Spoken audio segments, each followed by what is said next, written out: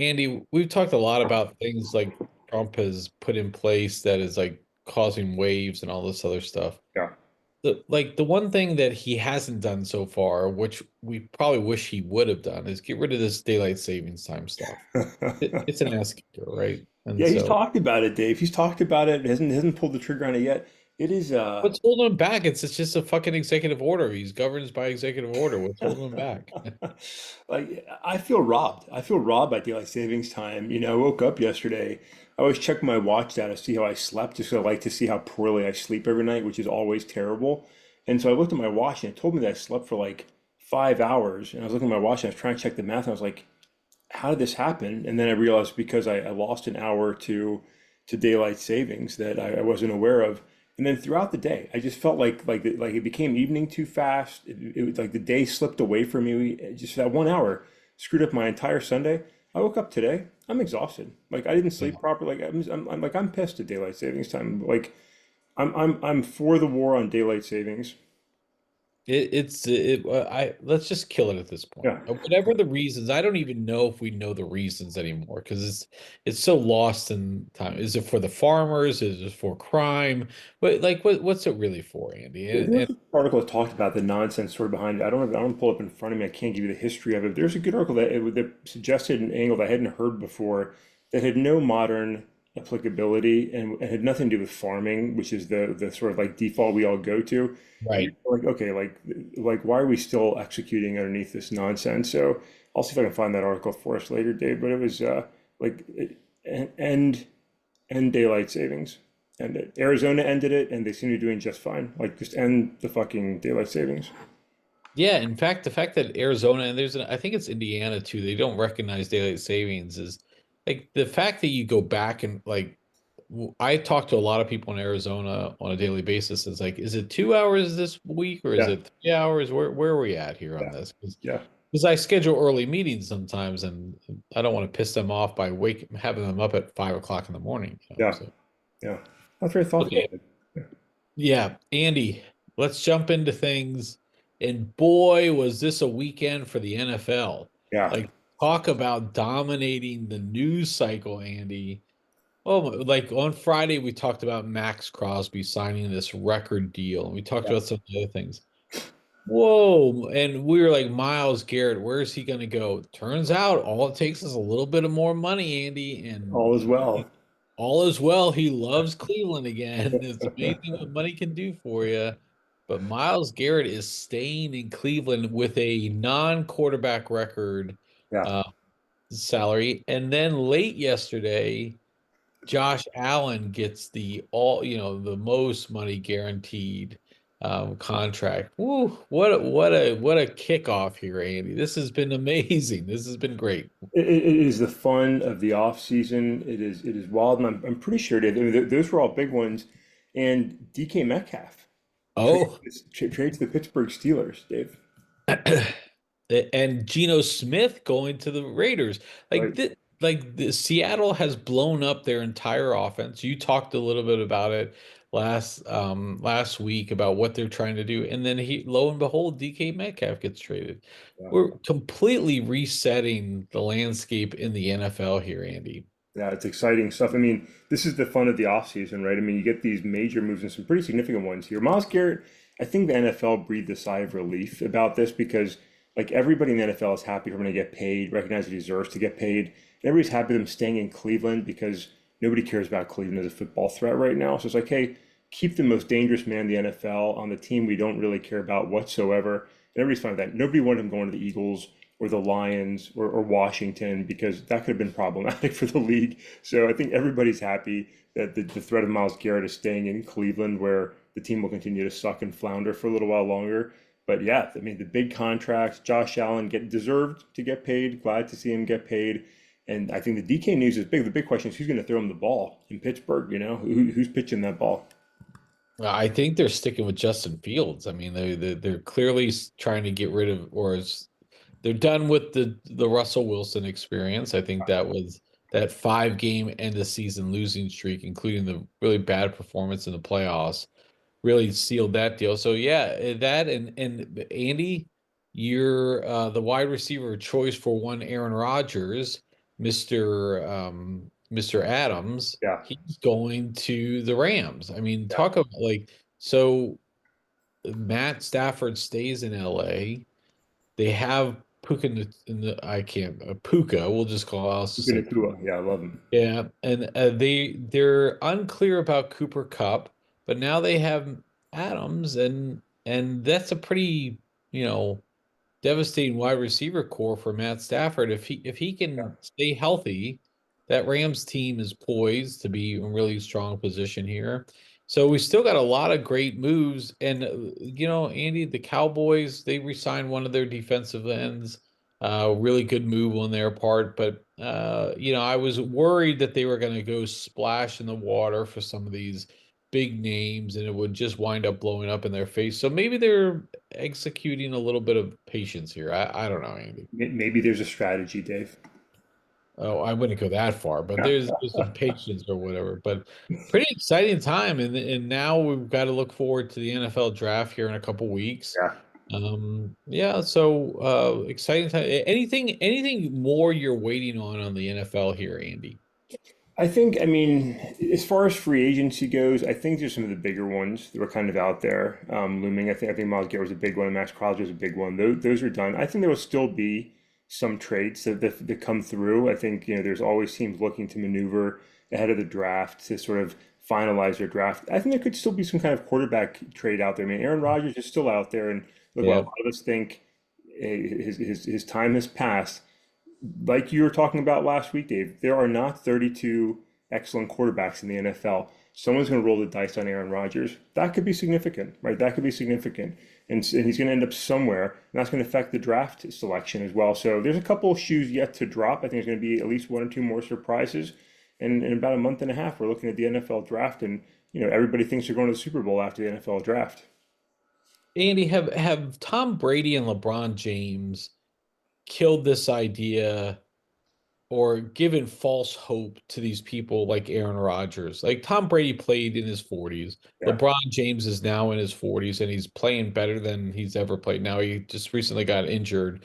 yeah, But those two players largely went through their careers without injuries. Obviously, Tom Brady had the ACL season early in his career that took him out. But otherwise, largely injury free. yeah. We joked about the TB12 method and all that stuff, but these guys kept their bodies. Is it more that they're unicorns, or should we expect, Matt Stafford at 37, who's clearly on the cusp of is he declining? Aaron Rodgers, who's in his 40s, like, I mean, are we really the body just typically isn't designed to do what those two players did? Are we giving more hope to Aaron Rodgers than we should be? I think his arrogant mindset would is unaffected by Tom Brady or others. I think he just thinks he's still the MVP of the NFL.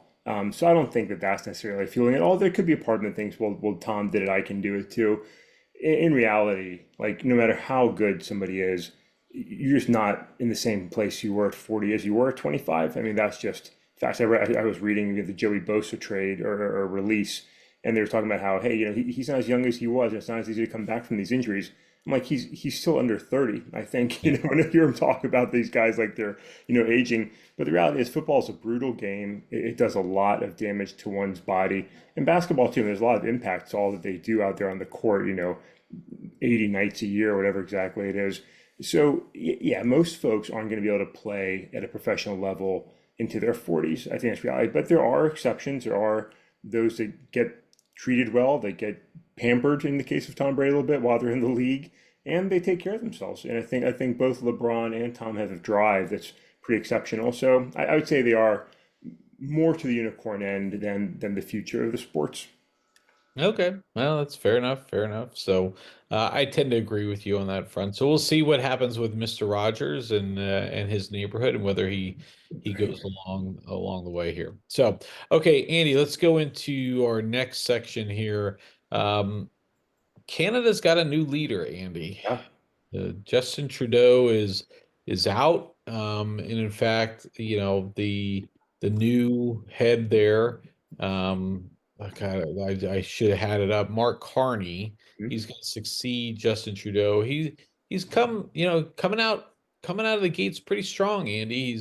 He's a pretty he's led some financial institutions in the past, most notably he was the governor of the Bank of Canada during the global financial crisis. He was the governor of the Bank of England during the Brexit negotiations. He's got a really, long record of kind of navigating global turbulence and such. And I think he's coming in here to Canada at probably the right time for Canada. I mean, with the tariff battle going on, that's going, and he's coming out of the gates pretty strong with against the U.S. President Donald Trump, saying that Canada will never be a province or a state of the United States. He said we didn't pick this fight, but like how we play in hockey, we'll win this fight. And so interesting times here. Will be interested to see what President Trump comes back with, if anything at all, if he continues this line. But we also saw a little bit more of this information warfare that's going on, where we have some, intelligence officials or those connected with intelligence in the United States talking about how Canada has become overrun by Mexican cartels. Yeah. Yeah, just a lot of this, Trump talking about the lumber and how we don't need lumber from Canada when in fact we actually do need lumber from Canada.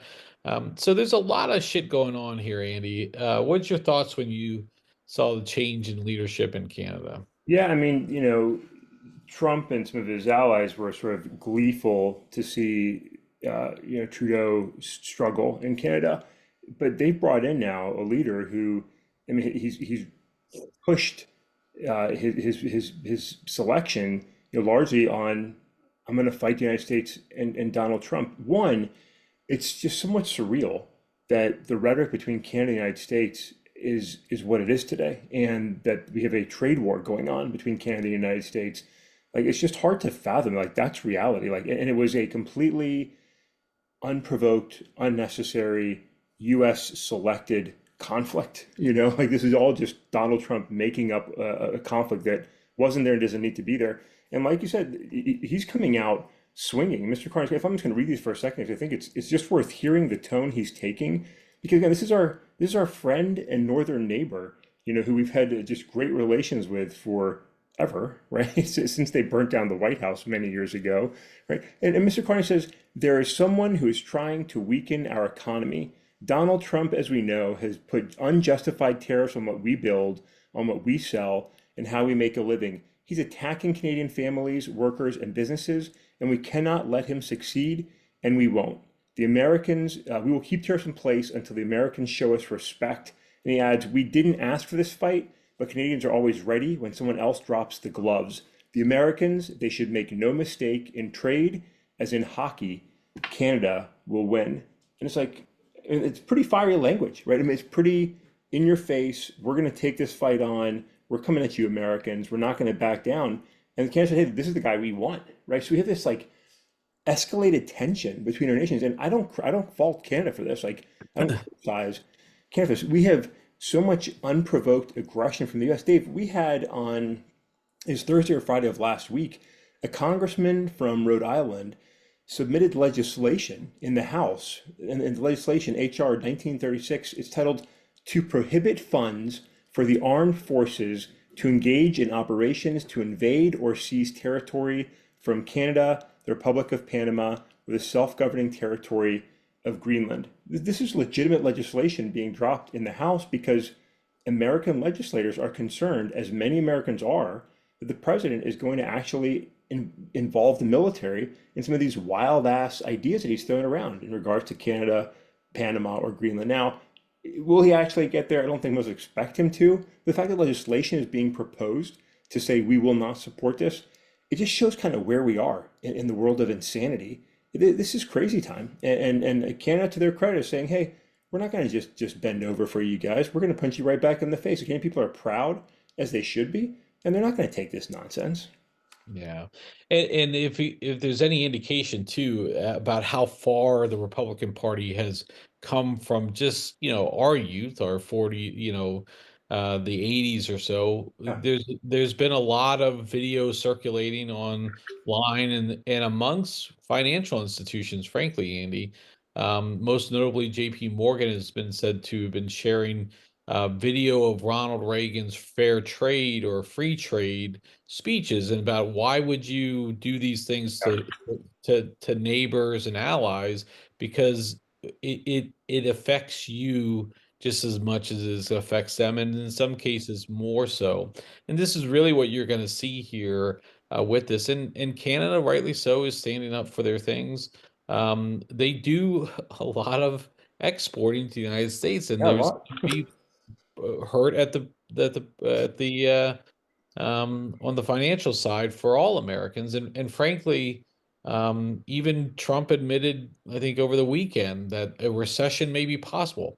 I don't think anybody signed up for that, Andy, and nobody who voted for Trump signed up for saying there's going to be a recession. Everybody thought it was going to be a great little thing. Egg prices were going to come down.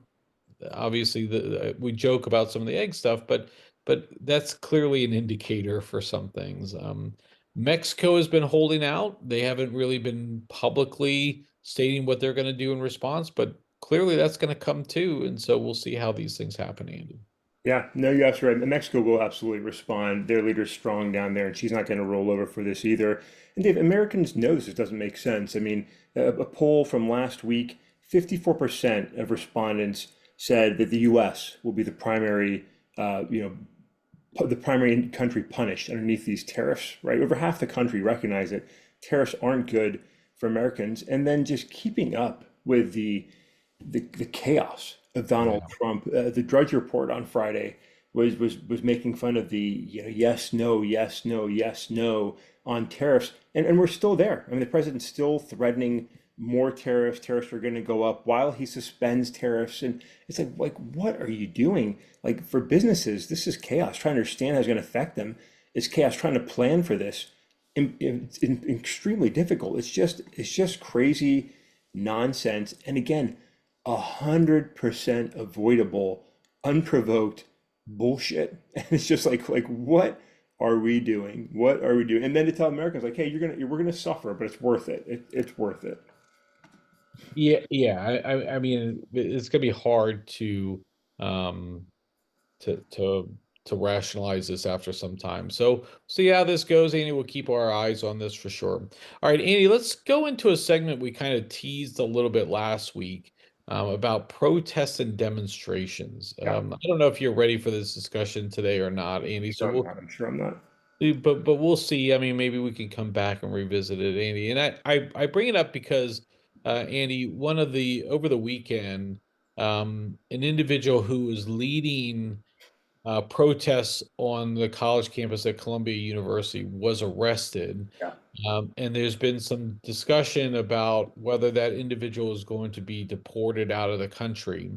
Um, President Trump has noted that two parts here. One, if there are protests on college campuses, if those protests are led by foreign individuals, first they'll be deported back to their country.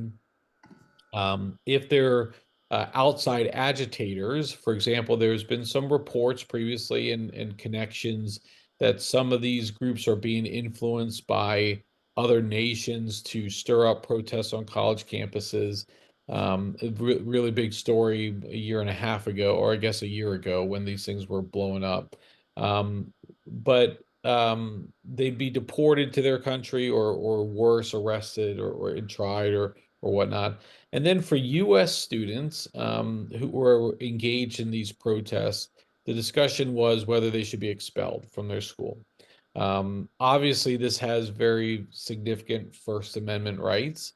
But if the colleges do not comply with this, then the colleges are at risk for losing federal funding. And of course, this sends up all sorts of alarm bells, Andy. So I'll give you a little bit of the floor here because you wanted to talk a little bit more about this. But thoughts on this news reporting, Andy? Yeah, so I mean, it is a big topic, Dave, and it's an interesting one. So, look, do foreign nations help fund through a series of of difficult to identify strings of money pushing some donations or some protest activity? For sure, right? And do we want to allow that and support that? No, we probably don't. Like if it's directly associated with the government of Iran, like no, we don't. But if it's foreign donors, like I mean, they can do that, right? But ultimately, when it comes to protests, like you have the right to protest regardless of who's backing it, even if it is foreign money. We might not like it, but the fact that it's your right remains, right? I mean, the government of the Soviet Union could have been funding protests in the mid '80s. It's legal, even if you don't like it, just like it would be for Russia. We're doing that today. So the issue is, what do you do with these protests? And the Trump administration isn't crossing the line so far as to say you don't have the right to protest, which is unconstitutional. But it's setting the conditions and creating an environment as it has across business, as it has across media, as it is more broadly in higher ed. It's saying, hey, you can do this. You can protest. You can oppose the administration. You can say what you want to say. However, there's going to be consequences. We're going to use the powers of government to punish what we don't like. And that's a concern, right? While some say, hey, well, this is an administration that was elected, like they can use their power, authority, and resources to fund the things they like and don't like. It's like, yeah, they can, but you start to cross a line where you're now chilling democracy. You're making it uncomfortable for people to protest, right? You're saying, hey, you can do it, but there's going to be consequences to you, the individual, or you, the institution. So some higher ed institutions are saying, hey, we're going to clamp down on protest activity. When it comes to media, you've got personalities that are backing off criticizing the administration. When it comes to businesses, you've got companies putting out guidance to their employees, don't speak negatively about the president or this administration. And so while that's none of that's illegal, none of that's illegal, none of that's violating somebody's freedom of speech, you can still say it, you can still protest. It's saying don't do it because there's going to be consequences for it. That's in effect the same thing as making it illegal in the sense that it's stopping people from being able to freely express themselves. And it's not that it's in fact unconstitutional, but it's hugely un-American, right? And that's not good. And if every administration comes into power, Republican, Democrat, whoever, is going to say, hey, don't disagree with us while we're here. We were elected, and so just shut up and sort of take what we're putting out. That's disgusting. Like that's not how America operates. And over time, there's a chilling effect to the point where it starts to influence future elections, right? If you as an opposition can protest, can speak, can't argue administration, then the administration that's in power, whoever that is, starts to completely own the narrative and make their enemies or make their opponents the enemy and hostile to American interests by their rhetoric. That frustrates democracy. So it's really unfortunate to see this kind of behavior. It's very harmful to Americans. It's very harmful for young people to see this kind of thing, who I don't think will tolerate it. I think we're going to see increased protests and responses, just like we're seeing the Tesla protests right now, because people are not going to accept it. But it is unfortunate to hear Americans being told, don't protest, don't speak out. We don't want to frustrate this administration. Just kind of go along and get along for the next 4 years, and then maybe things will get back to normal. Like that's a disgusting moment in American history. And it's like the old Office meme, Dave, where Michael looks at Pam, he's dating her mom. He's like, I'm gonna date her even harder. And it's like that should be sort of our attitude to protest right now. Like you just like protest even harder. However you protest, whether you're out there in the streets or you're, on the phone calling your legislator, whatever it is that you're doing, like you should be even more aggressive in the face of this suppression of Americans' rights to free expression. It's just so un-American to do this. And it's exactly what Donald Trump wants to do. He said he was going to do it. Dictator on day one, and he's behaving accordingly. Yeah, and I will tell you, like there are a lot of things going on that are not being reported, and you have to understand. Like there have been protests. There's a big protest in Chicago over the weekend. There's been protests in Los Angeles. There have been larger protests, and they're not being covered to the extent that they probably should be to highlight some of these things because of this. Andy, I really think this for a long time, the U.S. president was kind of given this title of, leader of the free world. And Yeah, I tend to think like we need to strip all of that work. It's just like the Dallas Cowboys being America's team. We need to get rid of that yeah, and just say like he's the president of the United States, not the president of the free world, because the president of the free world doesn't, parrot Russian talking points, doesn't pull aid or intelligence from a country that is intending to fight for their freedom Yeah. and is intending to do push back against tyranny and oppression. It's things that we used to stand for, no longer because it's not in America's best interest, which I'm not really sure what that means anymore. Yeah, So, and you've seen some of that. You've seen some of that, Dave, in yep. that people have said that like European leaders are acting more like the leader of the free world than the United States is today, and that's just kind of reality. Like Europe is standing with democracy and self-determination in Ukraine, and we're cutting Ukraine off. And the president was talking this weekend about, hey, a lot of Ukrainians died in Ukraine this weekend. So did a lot of Russians. Yeah, well, a lot of that was avoidable if we continue to provide them intelligence that they weren't being targeted so they could take defensive actions. Like some of this was very preventable. We've put Ukrainians in danger for defending their country from Russian aggression. So yeah, we can't say we're the leader of the free world. The president of the United States is the president of the United States, which is increasingly becoming a pariah nation, which is unfucking believable. Yeah, definitely a sharp contrast to where we've been for the last 100 years or so, Andy. Yeah, So, awesome. okay, Andy, I think that's pretty heavy Monday, especially since we're still groggy on sleep. But I Yeah, thought it's good topics to get into, Andy. So, yeah, they're important topics, Dave. I think, it's so much this football's great, always great to talk football. On the politics side, it is difficult because we're just in such a unique time, where we're talking about issues like this. We're talking about hostilities with our northern and southern neighbors. We're talking about, the freedom of expression being suppressed. It's just a really strange time in American history, and it's all being driven by the reckless actions of the administration, right? It's all unprovoked and unnecessary. Again, it's just important to remember the majority of Americans did not vote for Donald Trump, right? He won the election with less than 50% of the vote. And it's just important because there is no mandate for the shit that's happening right now. There's no effort to reach out to the large amount of Americans that weren't on board with the president's administration to start with, and increasingly people are peeling off their support because they're being hurt by it. It's just a sad time in American history where it's absolutely a my way or the highway kind of thing, which is just not it's just not American, right? This is not the nation that you and I grew up in. It's not the nation we want our kids to grow up in, and it's just sad to see. So, and I'd be saying the same thing if this kind of action was coming from the Democrats. It's just not. The reality is, it's just not as coming from Donald Trump today. So it's heavy stuff. It's important stuff because America's changing and not for the better. yeah. Well said, Andy. Good way to wrap that up. I couldn't have said that better. So, I could have tried. I wouldn't have gotten it. All right, Andy, with that, we will wrap up for Monday, and I'll catch up with you on Wednesday.